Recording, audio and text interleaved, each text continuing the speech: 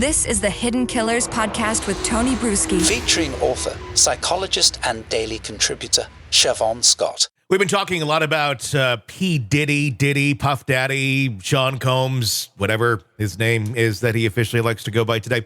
And we've been focusing a lot on the investigation, a lot of the raids, a lot on what were they taking and why were they taking it. But I want to dive more into the mind of Diddy. I want to dive into the minds of those that enabled Diddy as well. And here to help us do that, Shavaun Scott, psychotherapist and author. It's a fascinating case with a lot of horrible actions that have been, he's been accused of. Of course, innocent until proven guilty. He's not been arrested as of the time of this recording, and he's denied all the allegations against him.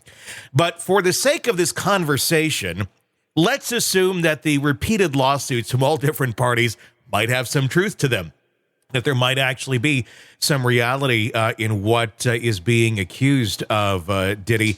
I want to start with trying to figure out, number one, where is he at today? We're talking about someone who does appear to be quite the narcissist, very much into himself, very much everything is about him. Any sort of philanthropy and such always goes back to look at me, look what I'm doing. So we have that as kind of a base point for a mindset. After you have this sort of thing happen to you and you view that you are untouchable for all of these years and continue to engage in this sort of behavior, and suddenly the feds come knocking on your door, start taking your stuff, and you're still free, how do you think he's processing this right now? He's used to being very grandiose, as you said. So in all likelihood, reality is still not hitting him, so there's probably a lot of strategizing going on. Where can he throw money?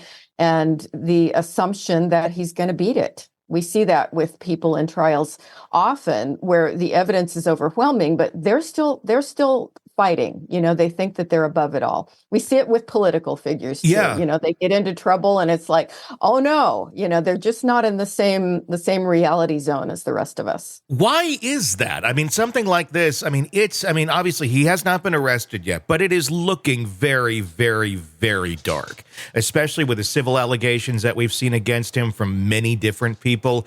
It's a dark world that he had been involved in, allegedly. How do you not see that? Is it a matter of like almost self-conditioning to think you're above this for so many years, and because you have gotten away with things for so long? Yeah, getting away with things at a low level leads to for a person like this, who's basically a sex offender, getting away with things at an increasingly higher level. And then this belief that I'm untouchable.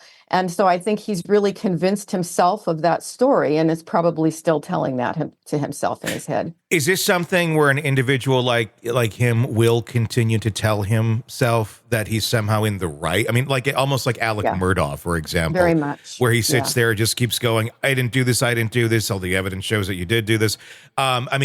Once he does get arrested, and I'm just going to say once he does, because that's probably inevitable at this point, is this something where a person who has a sort of grandiose narcissistic type mindset, are they ever, do they truly believe their own BS, I guess is the question. Yeah, I think when it's this extreme, because all these things are on a continuum and some people are a little bit that way and other people are off the chart, if this all turns out to be exactly what has happened here, what we have alluded to at this point, then this is a person who believes his own BS and, will have a very difficult time ever acknowledging that anything he did has harmed other people or was wrong. He'll always have a justification going in his mind. Is that also part of what the motor is that drove him or drives him to the success that he has had, because of a lack of understanding other people or empathy for anyone else or care for anyone else, that he could just kind of go down roads that other people would be like, no, this is a bit too much. But if you keep plowing through it and nobody's stopping you, you can make some ground. And we see that a lot with a lot of high profile and powerful people. Yes. Very successful people are often a bit narcissistic, and sometimes they're exceedingly narcissistic, which is really, really scary. Why is that? Why does that work so well for them? And how does it then translate into power? I think because they believe their own BS, they can convince other people.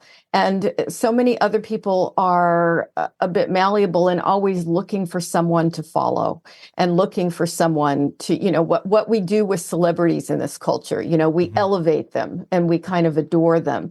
And I think for all of us, it's nice to take a step back and really do some evaluating on why do we give so much attention and power to maybe people who aren't really doing the right thing in the world?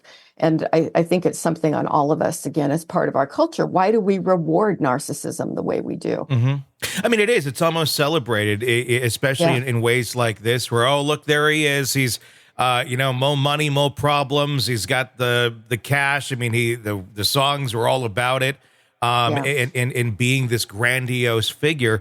And obviously, you feed off of it. Is this something, Sick of the ads? We are too. Start listening with no commercials now and get access to all of our episodes in advance of everyone else. Become a True Crime Today Premium Plus subscriber on Apple Podcasts. Search True Crime Today Premium Plus on Apple Podcasts or go to our podcast page and sign up now. True Crime Today Premium Plus. Sign up now.